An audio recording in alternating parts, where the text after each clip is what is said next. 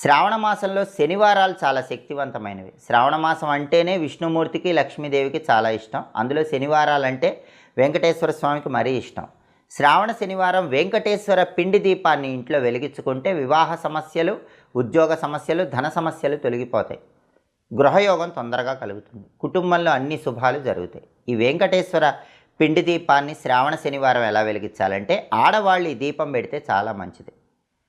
చక్కగా తలస్నానం చేసి ఇంట్లో గోడ మీద పసుపు రాయాలి. పసుపులో కొద్దిగా గంగాజలం కానీ నీళ్లు కానీ కలిపి ఆ తడి పసుపుతో గుండ్రంగా గోడ మీద రాయాలి. అలా తడి పసుపుతో గుండ్రంగా రాసిన తర్వాత ఆ తడి పసుపు మీద ఎర్రటి కుంకుమ తీసుకొని తిరునామాన్ని తీర్చిదిద్దాలి. అంటే వెంకటేశ్వర స్వామి నామం ఉంటుంది కదా, ఆ నామాన్ని ఆ తడి పసుపు రూపు మీద గోడ మీద తీర్చిదిద్దాలి. అలా తీర్చిదిద్దిన తర్వాత ఆ గోడకి కింద ఒక